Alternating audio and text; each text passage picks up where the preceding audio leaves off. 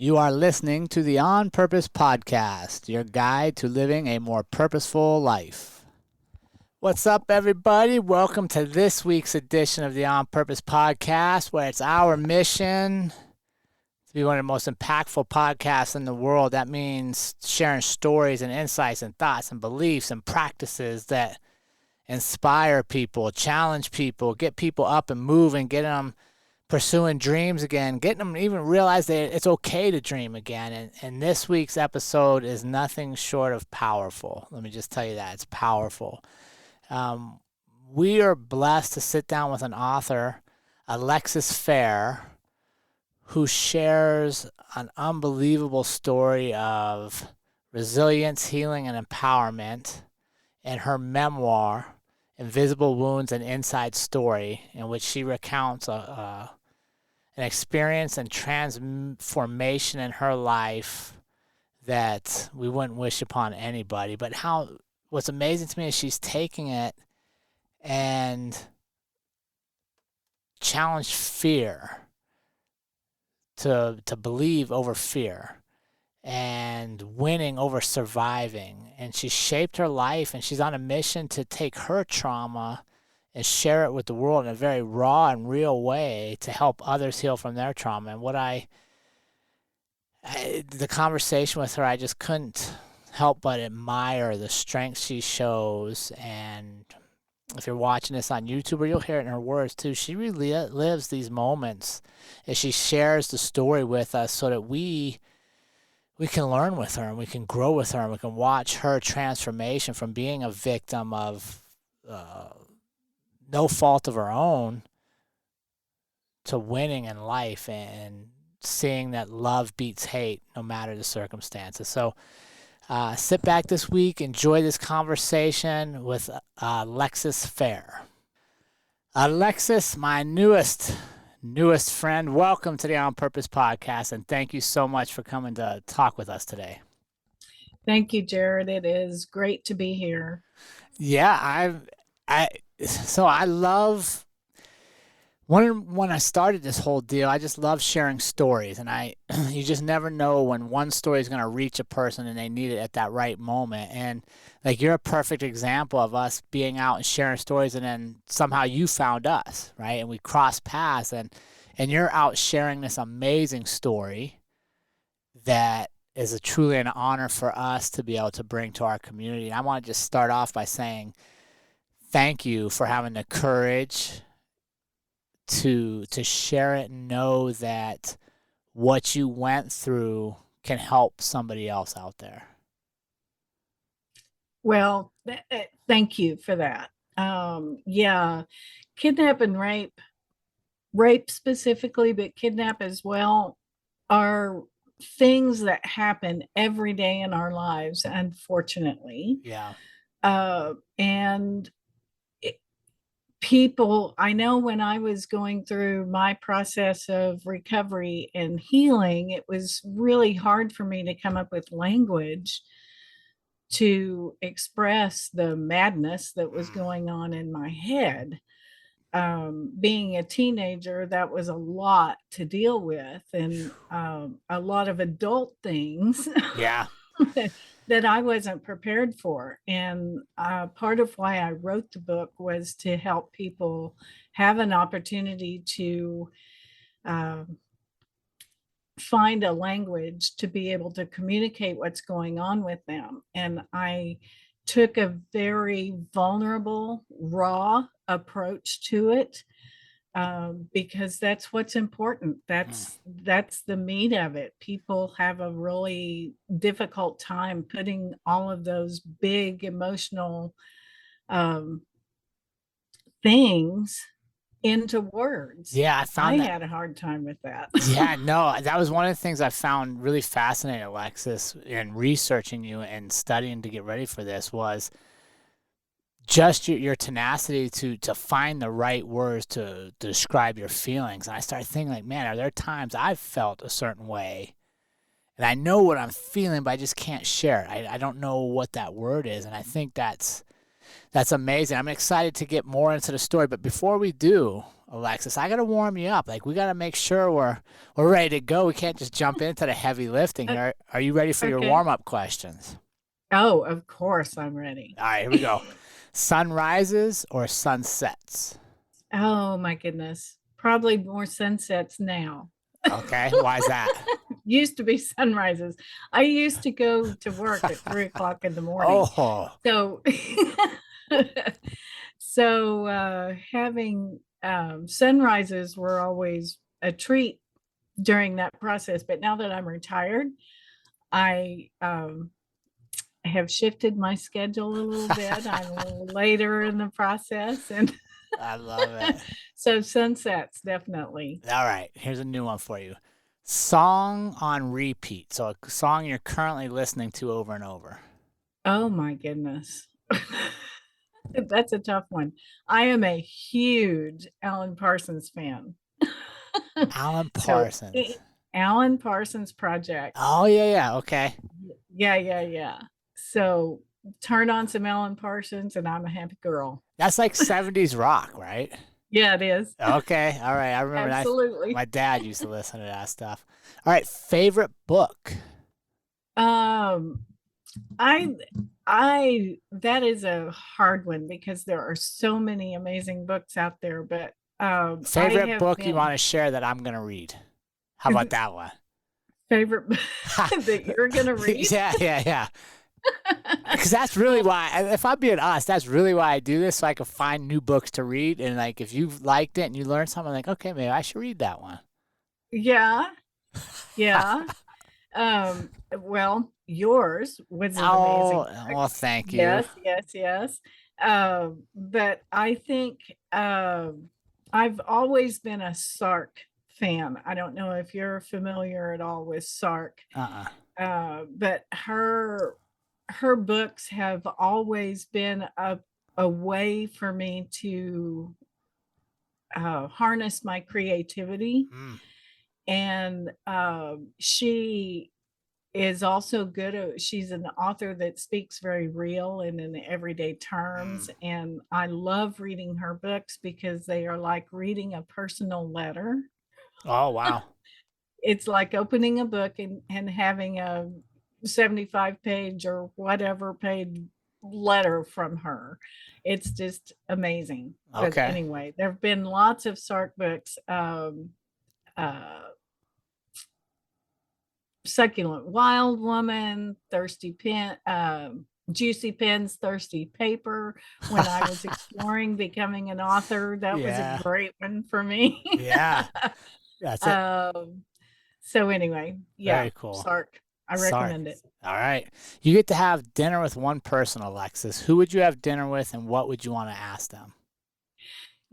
I have thought about that question several times actually in my life, but one that I would really like to spend time with is, and he's unfortunately not here anymore, but Dan Fogelberg. He had such his lyrics in his songs are have a lot of depth to them, and I just imagine that he had to have been a person that had that realness in his heart, Right. and would have loved to have sat down and chat with him. Oh, Um, yeah, that'd be a anyway, good one. All right. Memorable quote or saying that oh stays with you. goodness, a memorable quote. Um, Let me see. Let me look at my wall Yeah, there here. you go.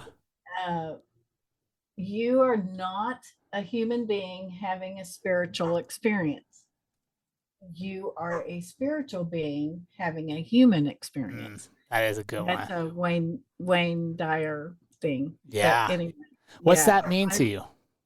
Well, we are spiritual beings, whether we choose to admit it or not. We are. Right. And uh, I think we oftentimes forget to listen to what's going on in our hearts. And it is helpful to me with the experience I've gone through and why I wrote the book, or shared this story was getting reconnected with that part of myself. Yeah. One of the things I did in that process was I forgot to, well, I didn't forget. I was so nervous. I turned off my intuition. I knew the guy that kidnapped me was not my date. I knew it. But I was so nervous about my date. Yeah. I just turned that off and didn't listen to what was going on inside. And so part of my process has been relearning how to tune into that and trust it. That's a big one. But anyway, yeah. No, That yeah, that's so it. that quote just kind of puts it in my face. I'm not a human being having a spiritual experience. I'm a spiritual being having a human experience. It is people's spirits that drive our relationships and our connections with family and friends and colleagues and all of those things, whether we choose to admit it. But I choose to admit it. So I'm there. Are you warmed up, Alexis? Yeah. All right, so we've kind of hinted to what's coming. So take me back to that time. You're 17 years old as a self-described nerdy teenager, right? And you're about to go on a blind date. That I mean, that one going on dates at 17. That's such a big thing, right? Like you're getting out. Sure. You're finally addressing some fears about, oh my God, will I be rejected? Will this person like me or not? It's a very normal thing, but then it ends up changing your life forever. So talk us through that moment. Well, I was not a person that went on many dates as a teenager. Being a music nerd, I was not really in the in crowd, so to speak. So dating was not something that I did a lot of. And I was at that age where I was starting to do some of that. And um, I had an opportunity from my an acquaintance at church. Actually, it was one of my adult sponsors or whatever. Sure. Anyway, she had a nephew that was moving into the area and was new to the area, and she was trying to introduce him to people. And so I set up a blind date. The long story short is I set up a blind date to go with him. And we had talked on the phone and we shared what we were going to be wearing and found a safe place to connect, or what I thought was a safe place to connect Sure. at church. And so I was very excited about it. Um, but I had never seen him. I had never met him. All I knew that was he was going to be wearing jeans and he had a beard. So That's this all I was knew. for our community out there. This is pre-social media, so you couldn't really like look people up and find their pictures. You're literally just going off a name and a phone number and conversations over the phone. That's correct. Yeah. That's correct. I had every reason to believe that this person was trustworthy because of where the connection came from. Anyway, so my agreement was to meet him. My dad worked at the church, and we were going to meet at the church, and I was just going to wait in his car, and then he was going to drive. So he was going to retrieve me, and then we were going to go on our date. And Sure. I saw somebody hanging out that had a beard and was wearing blue jeans. And here I am in downtown Fort Worth, not Oh, okay. So you're in a big city. yeah. So anyway, I see him and he just keeps looking at the car, and it's time for my date and I'm nervous. And when I first see him, I think, oh my God, that can't be him, because he didn't look very kept. Oh, Maybe that's the okay. best way to Yeah. say it. But I thought, okay. He starts walking over to the car, and at first I didn't trust it. So I roll my window down and ask him if he's so and so's nephew, and he answers correctly. And I'm still, my gut is saying, no, this is not him. Was your dad still in the car with you at that point? No, he wasn't in the car. So, The car was parked at the building where he worked. okay.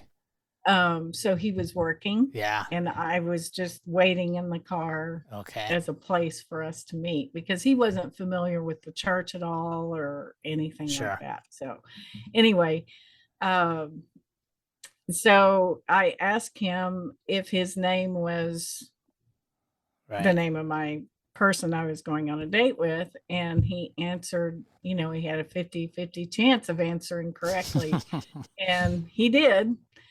And so I'm getting myself out of the car to go with him on my date. And he sticks a knife in my side and says, "Get back in the car and unlock the back door." Oh, wow. And I knew that was not my date. I just Yeah. knew that was not my date. Right. And as it turned out, it was not my date. Yeah. But yeah, he asked me to let him into the back seat of the car. Don't try anything funny. Of course, he had a knife, so Yeah. I'm immediately fearful for my life, and I immediately go into survival mode, just whatever that takes. Sure. So I did what he asked me to do, and when he got in the car, he climbed over between the seats in the car and Right. climbed over into the front seat with the knife in hand the whole way, and he says, "Drive." And I'm like, "Okay, where am I going?" Oh, no. Okay. So you guys You are know? mobile then. Yeah. So he so I drove and asked for as many directions as I could to figure out where we were going. He said, I want to marry you and take you to California and marry you." And the direction he had me go drive was not the way to get to California. Okay. Yeah. So I knew that my life was in danger, and I had to do what I had to do to survive. Sure. I mean, that's just what immediately kicked in. I had a cousin who was a forensic chemist for the state of Oklahoma, and she worked primarily rape cases. Sure. And I had talked with her, and one of the things she said is, get to know them, get to know everything you can about them. Oh, So wow. that part of my brain, I turned into a little Like a detective. crime scene investigator, and tried to learn as much as I could. Unfortunately, he didn't talk very much, and I had to be careful and balance. Do I ask him if I push him too far and he gets pissed off? I'm as good as gone. Mm. Right? Yeah. I've got this knife going on. It was raining, so I tried doing a couple of things to draw attention to myself. I tried driving fast. Sure. Driving fast. I drove with my brights on, and when it wasn't raining, I left my windshield wipers on. I was just desperate to find any way to draw attention to myself. But here I am in a car in a big city, and nobody's paying attention. Yeah. When you've got people around you driving all the time, you're not paying attention to who's around you. Sure. You're just driving. You're going to where you're going. Yeah. Anyway, so that's how it kicked off. Where you guys end up then? So he ended up, we pulled off the highway. We were driving toward Corsicana, and he had me pull off of the highway onto a dirt road, and it was raining, so it was muddy. And the car, I was doing everything I could to just keep things as even keel as possible. Anyway, we get stuck in the mud, and that's when he raped me the first time. So once that process took place and we had to get out, I mean, we had to get unstuck somehow. He rifled through some tools my dad had in the back of the car and found some glass doorknobs and put those under the wheels to try to get traction on the car. And I thought, geez, if he's not in the car and Yeah. I get traction, I can take off. I Right. can just take off. Yeah. Well, I couldn't ever get it unstuck. So he ends up trying to push the car. We did everything we could to get it loosened up, and finally he started driving. I didn't know how to get a car unstuck in the mud. Sure. Yeah, you're 17. That wasn't my Right. my thing. But anyway, he ends up getting in the driver's seat, and at that point, and gets the car unstuck. So my thoughts and my plan to get away, to run, there was no way I could run. My legs shook. I was in Yeah. such shock about the whole thing. My body just trembled miserably. Right.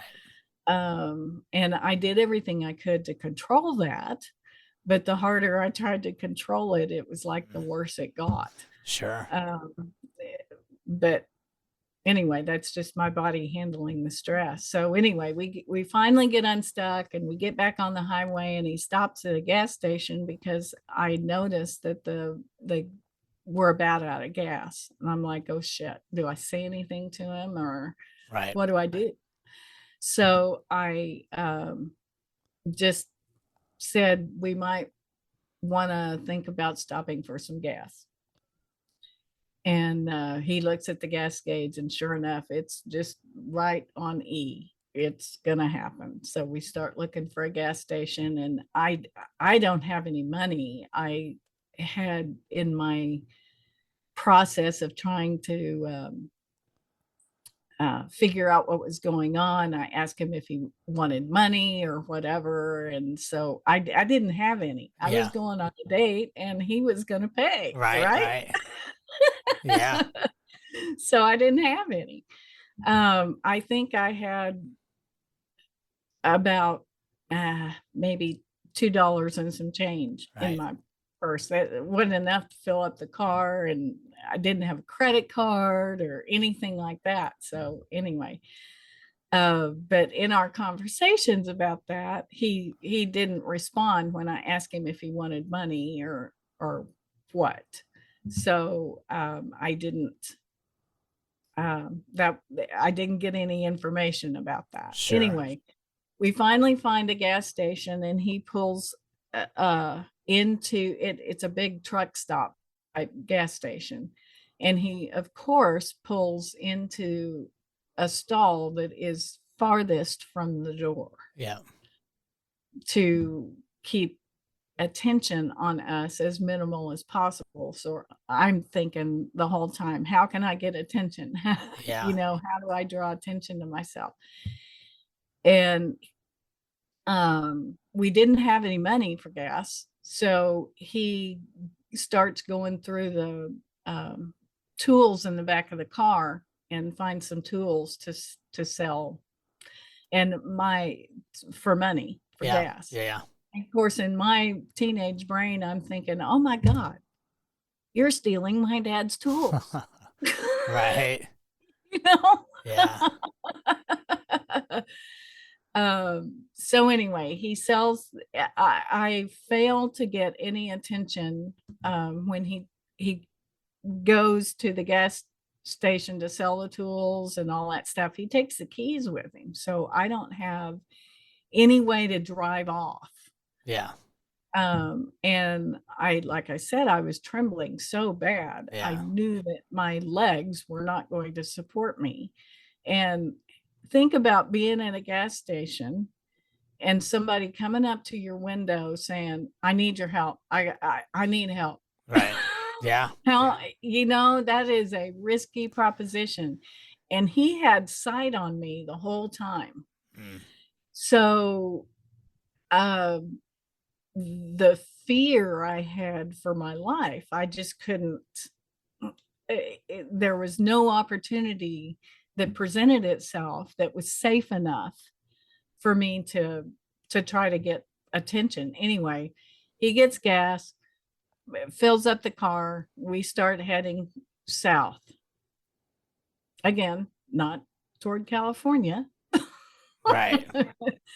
But anyway, he goes south and we end up in Galveston and drive basically through the night. I think it was 3 o'clock in the morning or something when we got there. So how far is that away from you, hours wise? About 5 Oh, hours, that's a good ways five from and a half. home then. Yeah. Yeah. So, and he's driving. So anyway, he pulls off. We get to Galveston. We pull up next to the seawall, and he decides he needs to sleep. And Yeah. I'm like, whatever you do, don't go to sleep. Right. So I pretended to be sleeping when he was sleeping, and he finally asked to turn the radio on. And I was glad for that because I wanted to know kind of where we were going Sure. and what time it was. And, my little Yeah. crime scene investigator was putting all this together and trying to collect as much detail as I could. Right. And he left the radio on when, as it turned out, the radio in the car didn't work, and my dad had rigged a radio that was down by the floorboard in the Sure. car, and it was directly connected to the battery. So it drains your So car. you didn't have to have the car on Yeah. to run the radio anyway. So about I don't know, it was probably 6 o'clock in the morning. He wakes up and stirs, and he starts driving again, and I'm asking, where are we going? Where are we going? Where are we going? And he drives to East Beach in Galveston and drives again away from cars and drives out onto the beach. And that time of morning, there aren't very many people at the beach. Yeah. There's no one there. So that's where he raped me a second time. Now, between the time he raped me the first time and the second time, I realized that I was hemorrhaging. He had not cut me or anything, but my body was just handling that stress Sure. that way. So Yeah. I was hemorrhaging, and I was hemorrhaging pretty good. Right.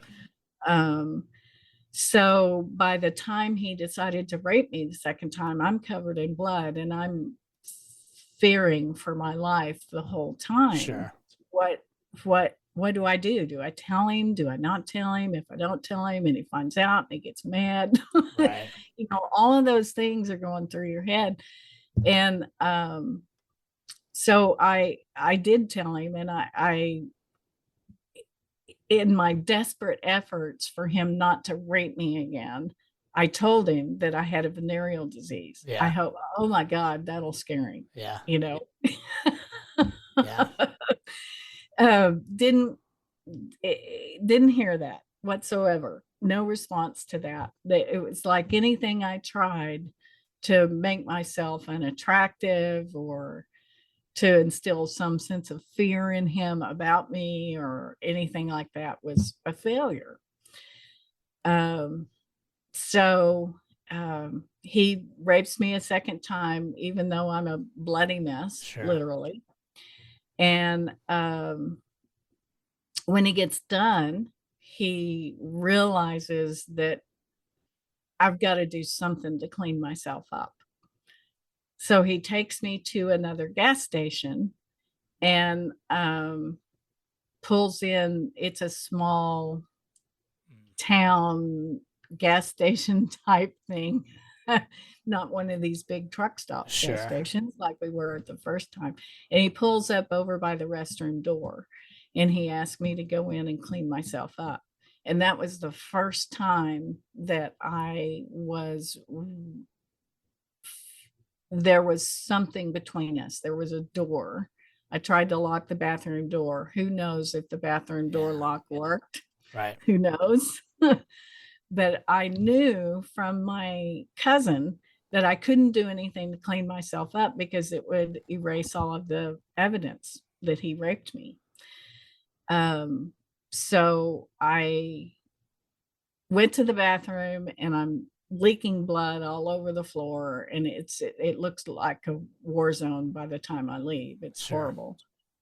And I washed my outside clothes, but not my underwear or Right. anything like that because I knew I had to preserve that evidence. Yeah. And I remembered that I might have a notepad in my purse, and I did. Oh, And wow. I found a pen and wrote a note on the paper. Please, here's the phone number. Please call my parents. Tell them I am okay, but I am in trouble and I need help. He says he wants to marry me and take me to California, and tell them that I'm in Galveston, whatever. Oh, wow. So I leave a note in the bathroom. He's growing increasingly impatient. I keep thinking, oh, I'm just going to take as long as I can. Maybe the door's locked. Maybe I can holler in the vents and somebody Right. will hear me. But he's standing outside the door. Mm. So I don't know which way to go there. Right.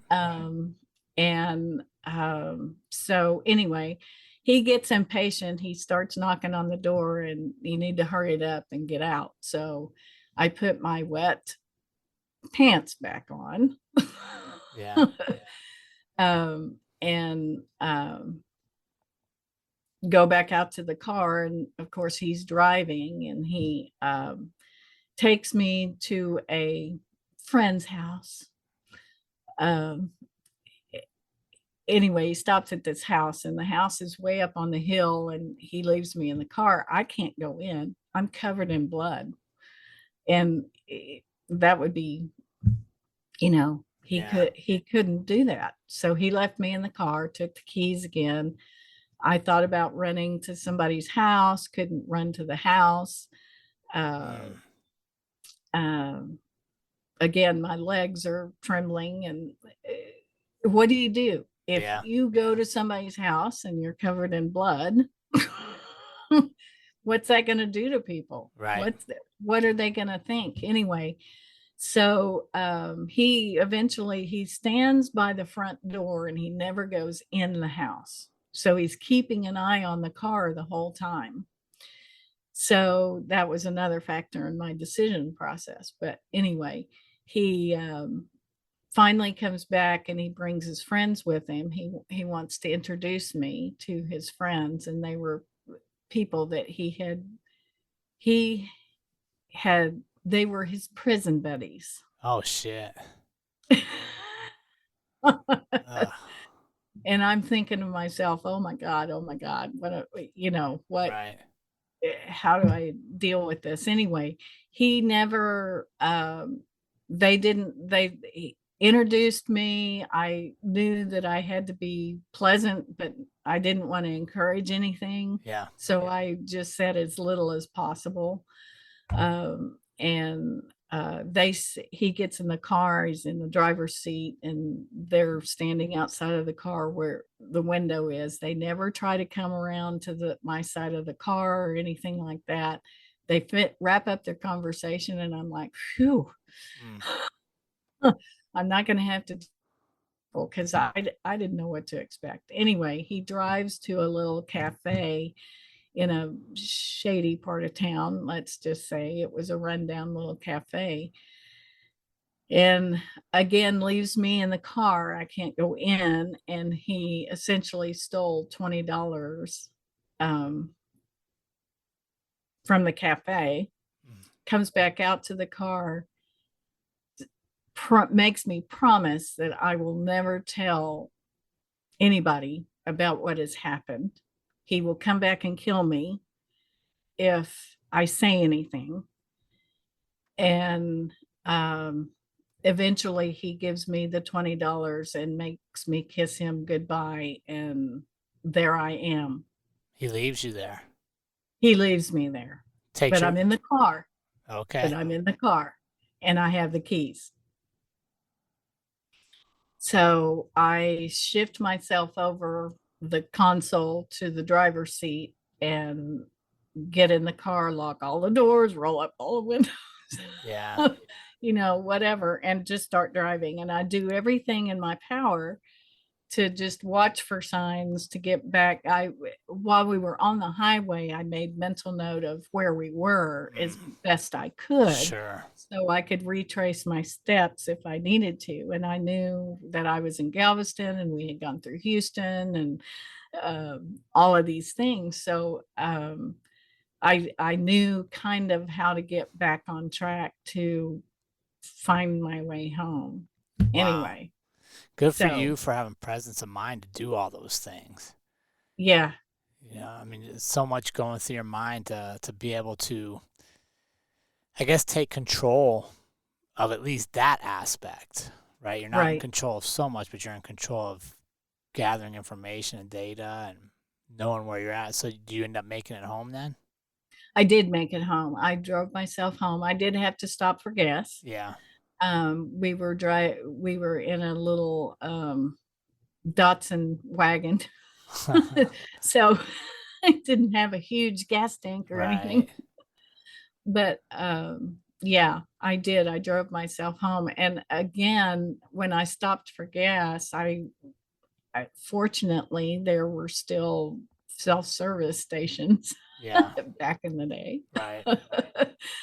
And I knew that a gas attendant would come out to the car, and I didn't want him to be afraid from all the blood. So Sure. before I stopped at the gas station, I stopped on the access road or whatever and got a little rug or something out of the back of the car. Okay. And just wrapped myself up so nobody could see. Mm. Anyway, fill up the car and go home. Yeah. So what happens to this guy? You end up going to the police? No, I did. As soon as I got home, we called the police, and of course my modus operandi the whole way was he's never getting away with this. Sure, so good for you. Yeah. He's never getting away with this. So my intent all along was to report it and get him off the street. I mean, that was my deal. So yeah, when I got home, we called the police and they came out and asked questions, and Mom saw blood running down the front of the chair where I was sitting and said, "Do you think we might need to go to the hospital?" Yeah. Of course, by then we're going, I knew I would have to go through a rape exam. I didn't know what those terms were and what that meant at that age. Sure. But yeah, we ended up going to the hospital, and I finished answering all the questions of the police and so on and so forth. So that was Thanksgiving week that he kidnapped me on Sunday before Thanksgiving. So, and Thanksgiving family is a big thing. Sure. For us at Thanksgiving, and we usually always went to see our grandparents in Kansas and in Oklahoma on the way to Kansas. Anyway, so while we were making that trip we made it to Oklahoma City to see my mom's parents and all of those family people. Right. Anyway, that night that we spent with my grandmother in Oklahoma City, they arrested him. Okay. Where'd they find him? They found him exactly where I told him he was, in Okay. that same area. I gave him a full description of Oh, the little wow. cafe that he pulled up in and everything, and they took it. They arrested him right there. Come to find out, he grew up in Galveston, so he was real familiar with the area. And so anyway, uh, so we're in Oklahoma City. We end up going to Kansas. So I knew when I came back from that trip that I would have to identify him in a lineup. My cousin, my Yeah. forensic chemist cousin, was part of the Oklahoma City family, and she Sure. was there, of course. And that was the first time that I could cry or Mm, feel any emotion about what had happened, was that night. And I was so glad she was there. She really helped me through that process, and we talked to her about the legal process and what all we needed to do and right. that kind of thing. But I was so glad, I was so fortunate to be part of a family structure that supported each other and that kind of thing. Anyway, so I just bawled. Yeah. I just bawled and I bawled and bawled, and I didn't think I would ever stop. Yeah. Um, but I did, and we ended up going to Kansas and so on and so forth. But anyway, while I was talking to Janice through that process, she was explaining to me that I would have to go and identify him in a lineup and all of that stuff. But I needed to do it very quickly because they couldn't hold him forever. Right. Right. Yeah. So as soon as we got back in town, that Monday, I think it was the Monday after Thanksgiving, we went downtown and I identified him, and How was I knew, that facing him again? yeah, that was interesting. He had cut his hair and shaved his beard. Mm, And but I knew those beady blue eyes like nobody's business. I knew immediately mm, that they had him. As yeah. soon as I walked into the room, of course, it was he couldn't see me, but I Hmm. could see him. And um, I knew who he was before he even said anything. So as soon as they asked him to step up and say something, I said, "That's him. Yeah. That's him. Are you sure?" Yeah. Yeah, I'm sure.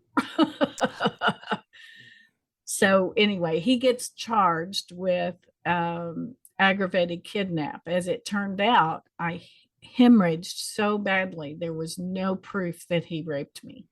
Mm, Um, so if we were to press charges for the rape, I would have had to have gone to Corsicana and Galveston, different because that's where venues. the because that's where the rapes took place. Sure. So, and there was no physical evidence. And after deliberating with my cousin and Yeah. talking to people and so on and so forth, I was a teenager. I was in school. I didn't know how much school I would miss if I Right. tried to press charges, whatever. He pled guilty to aggravated kidnap, and that's what he got. And he got 12 years for that. Okay. And he had 3 years on a prior prison sentence. He was on parole when he did this to me. So they tacked the 3 years onto that. So he got 15 years. He was out in 2.5. Oh, how did that? I mean, it hits me hard right now, and it's been all these years later. How did you handle that? How did your family handle that when that was the recourse? Well, um, we sought some legal advice about that. And I knew that that threat is still there. You tell anybody, I'll come back and Sure. kill you. That is still a present threat for me. And I wanted to protect myself, and my parents wanted to protect me as much as possible. Yeah. So, Dad, as it turned out, had an acquaintance that was in the FBI, and he graciously put the fear of God in him that if he was ever seen anywhere near me, Yeah. Mm. they'd kill him or whatever. Um, and as it turns out, I've never seen him again. I have seen people that looked like him a couple of times, but I have never seen him, and I would recognize him in a heartbeat. Sure. That face and is etched in my memory. Will forever be there. But anyway, um, so that's what we did. I mean, in the state of Texas, they would not keep somebody in prison for rape until they had been convicted twice. Yeah. And he did not get convicted with me. Right. And his prior offense had nothing to do with rape. Well, he did. He raped his aunt in Galveston. But yeah. So, Alexis, thank you again so much for sharing that story and having the courage to relive it, right? Like, you can't share that without reliving it. But I wanted to talk to you about something I found fascinating, and that is that you realize there's more than one side to a story. Oh, for this, and that you've spent part of the last 40 years working with offenders themselves. Yeah. To develop their caring self, is what you call it. Talk to me about coming to that realization that, wait, like, maybe these people that are actually offending need help too. Yeah. So in my recovery process, I got very involved in rape crisis here in Fort Worth. And I got to a point where, and it doesn't happen overnight. I'm going to buzz through this part of it, but there's nothing that buzzes through this part of it in real life. No. Let me just say that. Sure. But in my recovery process, I realized that this was a two-sided issue. There are victims and there are offenders. And when I got through to a level with my own survival mechanism in that, I thought there's got to be a way to interrupt the cycle somehow. So I went to my rape crisis friends and I said, are you aware of any programs or anything where victims talk to offenders? And they were not aware of any in the area at all. And I said, well, what if is that an option? So after some research and putting together some programs, they found a resource that was willing to do that. This particular therapist worked at MHMR, and they had offender treatment programs through MHMR. And so we gave it a try just to see what it was all about. Sure. And let me tell you, that is there is no higher tension in a room than when a victim goes into a room full of offenders. Yeah, I can only imagine. That's how it all got started. That's how I got started with that. And I wasn't very good at it at first, because the first time I came in contact with offenders, I was so full of hate and rage. How in the world could another human being do this to another human being? Alexis, how old were you? Like, how much time had passed between your 17-year-old blind date that goes this way and your first time facing offenders? I was a young adult. I was in my 20s. Okay. Late 20s. Okay. Mid to late 20s. And you're still full of rage then. You're still... Well, I was at the beginning, Yeah. and I realized though that when I go in there and I talk to them and I beat them up, like they in the process of those groups, they go around and introduce themselves and talk about what their offenses are. Oh, wow. And I remember this as clear as day. There was one of them that just went on and on and on about his offense. And when he finally finished, I said, well, it was like he was proud Oh. of it. And I looked him straight in the eye and I said, do you want a cookie or something? You said that to him. I said that to him. What was his response there? Did we get That quiet? shut him up. Good. That shut him up. Yeah. But he had no idea what he was going through. But I bring that up because my awareness was, if I go in there and beat him up and say, you're bad, bad, bad, bad, bad, I'm not getting anywhere with that dialogue. Mm. So I learned within myself that I wanted to open the dialogue. I want them to be aware of what they're doing to other people. So there has to be a platform where they feel safe enough to talk. Yeah. And they are so convinced that what they've done is that there's nothing wrong with what they've done. There's a denial system. And part of what we learned in the process was we don't talk to offenders unless they have come to a point where they're willing to accept responsibility for what they've done. Okay. So that was a big stepping stone. But getting to a point where I could engage in conversation with them, I learned. I did this several times, and I learned every time I went. And some of the lessons were internal for me. I did a lot of growing myself personally in that process.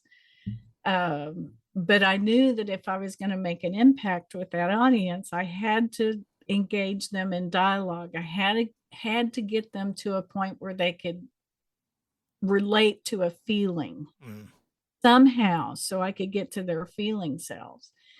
If I sit in a room full of sex offenders and ask them, do you want to hurt people or do you want to care about people?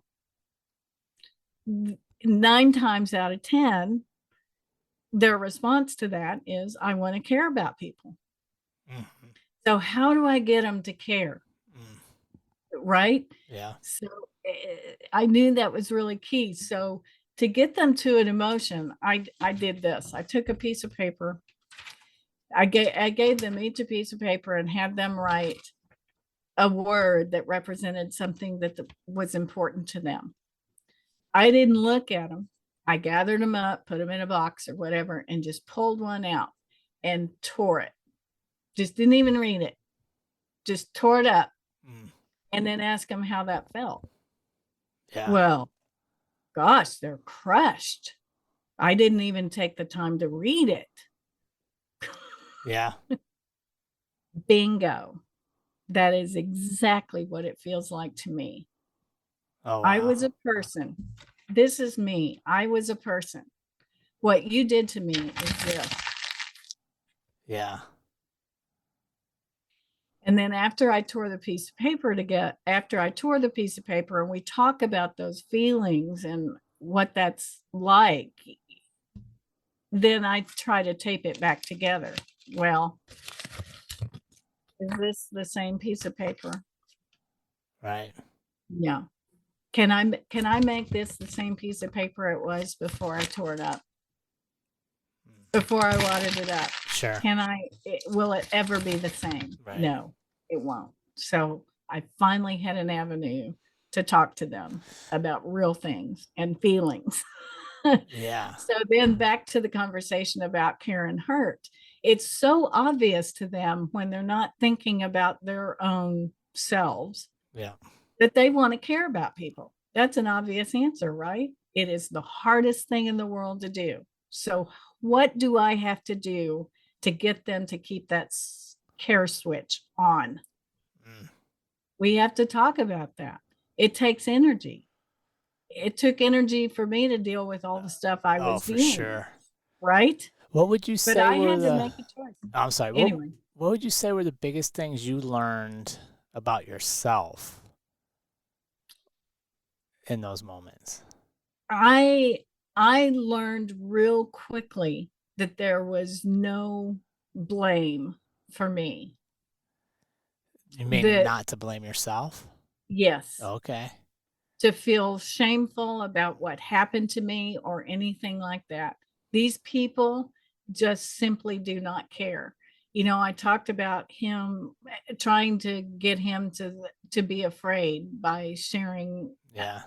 that I had a venereal disease or whatever. I didn't, Right. but I was trying to convince him so he wouldn't hurt me. Um, and he just didn't even hear it. He just didn't even hear that. And that is so common with offenders. They just turn that part of themselves off. Mm. If and I've asked offenders this, if you looked your victims in the eye, would you still be able to rape them? What was the response?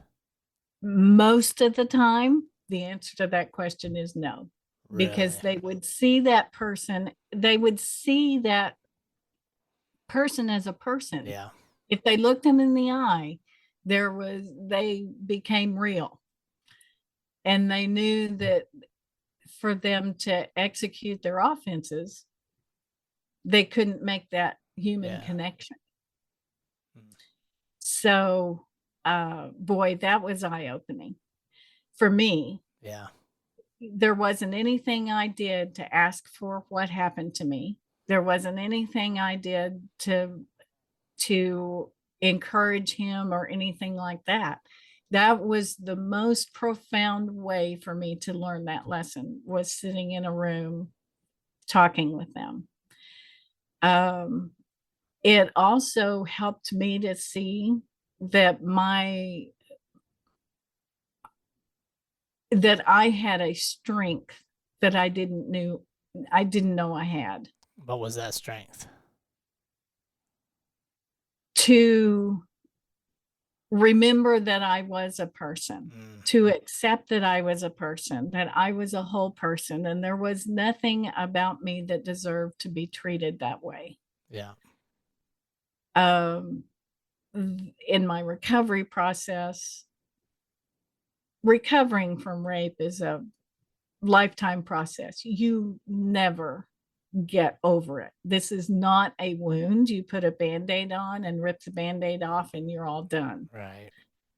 This is something that happens to someone's heart, and they are forever changed by that. Yeah. Yeah, there are when I was first going through my recovery process, it was hard. I had nightmares. I didn't want to eat. You can't tell looking at me today, but I was probably a little anorexic Sure. just because I I didn't want to eat at Yeah. all. I thought it would be so much easier. That I did get to a point where I thought, life, this is too hard. It's too hard to get up in the morning and realize I'm going to have to face this. I'm going to have to face what's going on in my head, the nightmares, the thoughts, the memories, all of Yeah. those things are so profound. And I did get to a point where I'm like, okay, I'm out. It would be so much. Why the fuck did he not kill me? Yeah. I, I really wondered that, and Sure. I wanted out. I hurt so bad on the inside. It was too hard to get up and pretend. It got to a point Yeah. where it was too hard to get up and pretend that this was not a part of who I was. And I just I was ready to commit suicide. I was Yeah. out. And my dad was a pastoral counselor, and long story short, I asked him if he knew of anybody I could talk to. Yeah. And the person he referred me to was an Episcopal priest. And he is about as ordinary as the life as the day is long. There's nothing priesty about him. If he Yeah. didn't have his collar on, you'd never know that Right. he was an Episcopal priest. But one of the things he said to me, and this was the tipping point for me. One of the things he said to me was, "It sounds to me like you did everything right. Yeah. You're sitting here talking to me today. Yeah. I think what you did was the right thing to do, so we could have that conversation." And that's when I began to realize that I had value and Mm. worth. And talking with offenders and remembering that and listening to their conversations about how they deal with people, whether it's work people or families or anything like that, it's very obvious to me that they're so disconnected with what's going on in here, Mm. in In in their heart. our hearts, that it's just easy for them. It's easy for them to just not see a person as a person and hurt them. They're doing it because they want control in their lives. They're Mhm. doing it because they had experiences of their own. Now, every now and then, when I'm talking with offenders, I do find somebody who's just empty. Yeah. Just there's nothing there. Sure. There's nobody home. Right. It. And those are people that I cannot touch. I can't help them. Yeah. They have to want to be connected. Yeah. But anyway, It's interesting to me listening to this. Right. You can't hate hate enough to fix it. that's Right. Like right. you can never out hate somebody else that hates. Like that doesn't. So it's in listening to this. It's you turn to love is essentially what I'm hearing. Right. Is you Yeah, turn to love yourself and realize that you weren't responsible for this, but right. you're gonna grow from this. Right. Even though it wasn't your choosing and nobody would ever choose that. And then you shared caring and love to offenders because you can't hate them enough to fix yourself. That's right. And I think that's such a great lesson for our world in general, right? Is we if things are trying, if things are challenging, look to love, look to caring. Yeah. The most important thing we can do with one another is give people recognition for being a person. Mm-hmm. And that takes getting in touch with emotions. I just I'm on a mission today. I love it. I love it when people are on a mission, right? We're not just going through life on autopilot. We're on a mission. What's your mission today, I am Alexis? on a mission to wake up people's emotions, I love it. to help people understand that emotions are not to be feared. They No. are to help us learn. Yeah. And